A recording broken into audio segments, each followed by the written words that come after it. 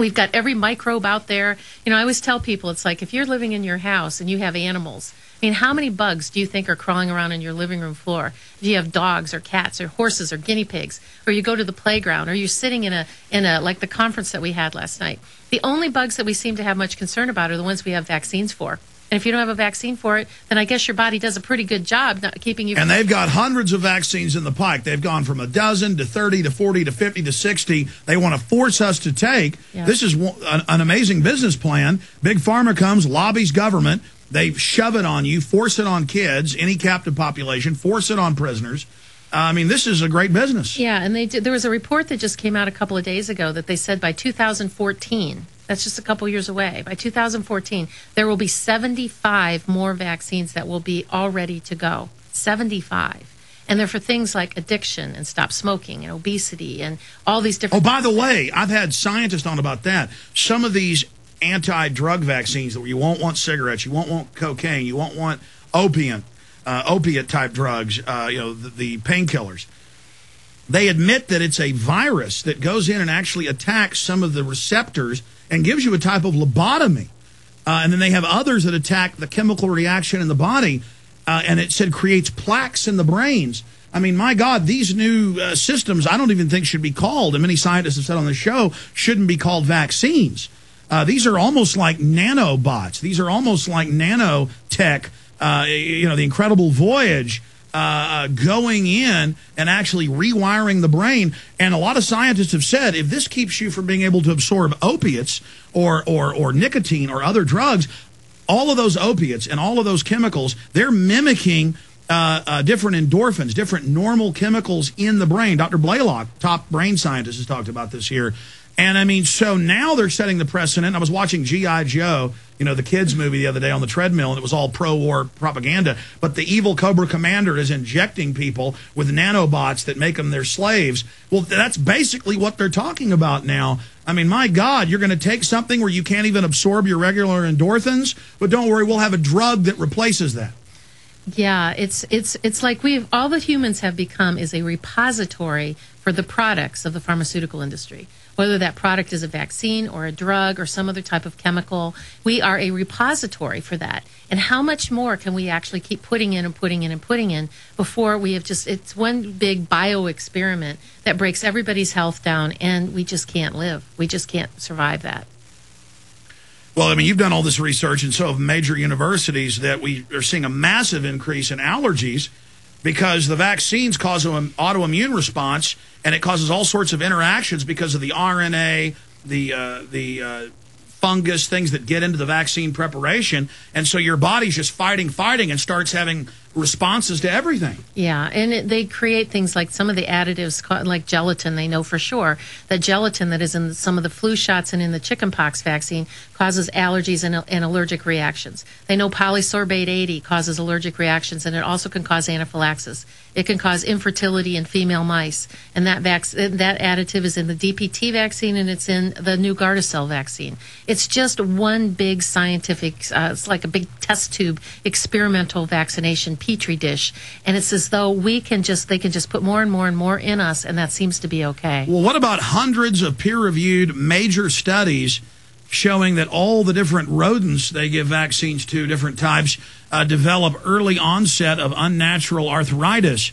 I mean, the reports about people having heart attacks, how does that happen? I mean, speak about the arthritis and then the cardiovascular problems. Well, it's really about, there's a bunch of different things. I like to use the analogy, Alex. It's sort of like if you take a little mini bomb, a little cherry bomb out in your backyard, and you put it underneath a pile of leaves, and you set it off, and then the leaves go boof and fly up all over the place. That's kind of what happens when you put a vaccine into your immune system and into all of these cytokine pathways and how they all talk to each other. Just like it blows them up and causes everything to go into a disarray. We can't keep doing this with impunity. We just can't. Because our body's meant to have small amounts of things they beat, not injected directly into it, a whole witch's brew of venom. The new mantra and the new argument in the vaccine world, particularly about mercury, is when they say that you can get more mercury out of eating a can of tuna fish than you can from getting an injection in the vaccine. That's their new little soundbite to try to dismiss all of it. And we got the CFR clip where they said, we're going to use this, and we're going to say there's a shortage. Exactly. And they laugh about it, manipulating us. Yeah, they do. And it's the differences between ingesting and injecting. You can ingest a little bit of mercury in a tuna fish, and more than likely it's going to go out in your stool. You inject that into your body. It will eventually get absorbed and go into your brain. You can ingest fish oils, and you can ingest oils like shark oil, but you inject shark oil, which is what the squalene adjuvant is, and it's a completely different ballgame. And I've read the medical literature, but they describe how mercury bound to food, 99% of it goes out, but injected, it goes right over the blood-brain barrier. Exactly. And children, am I correct, doctor, for the first few years don't have that blood-brain barrier properly?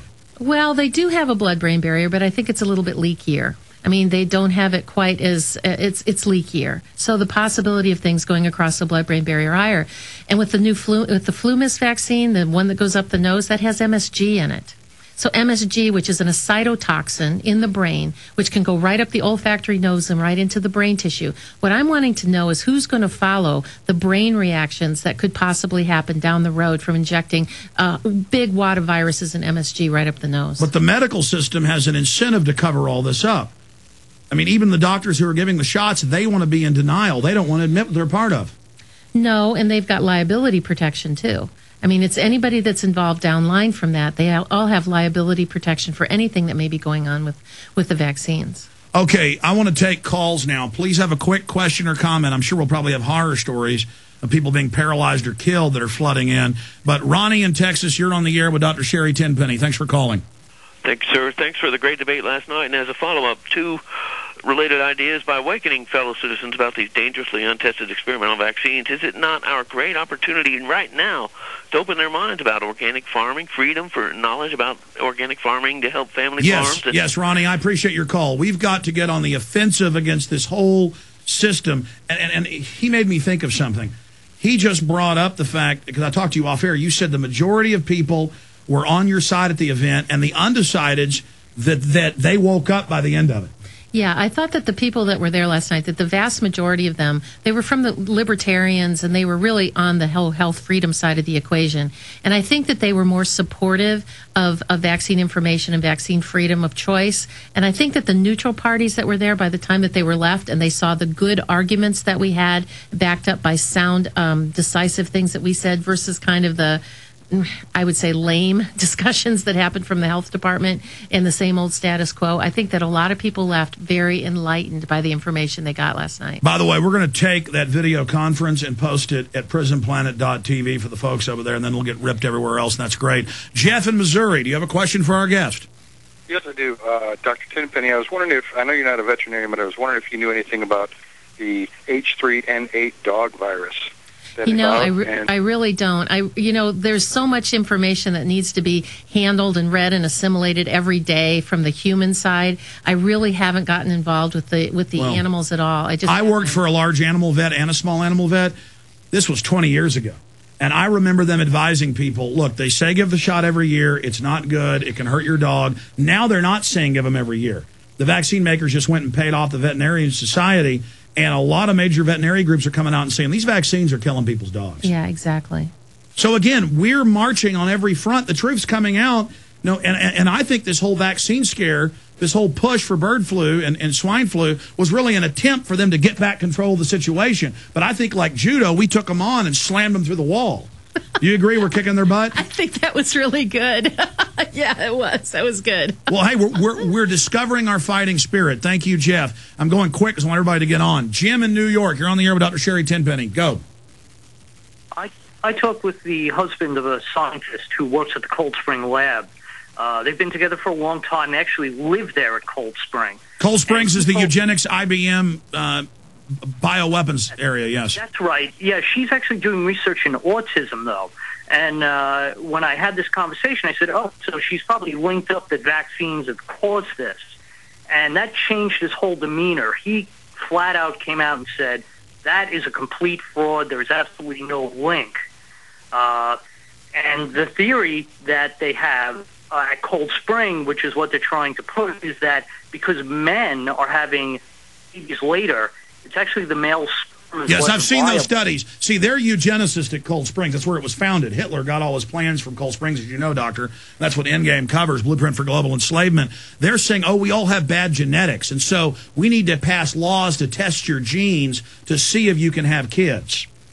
Yeah, and it's true from the studies that boys get it more, from what I've seen, because the mercury genetically passes through to the brain at a higher level. That's what I've read. Is that? Well, some of it has to do, they think it has to do with the testosterone levels. And they think that the higher testosterone has a worse of a problem with the mercury on the brain. But so see, there's a little bit of truth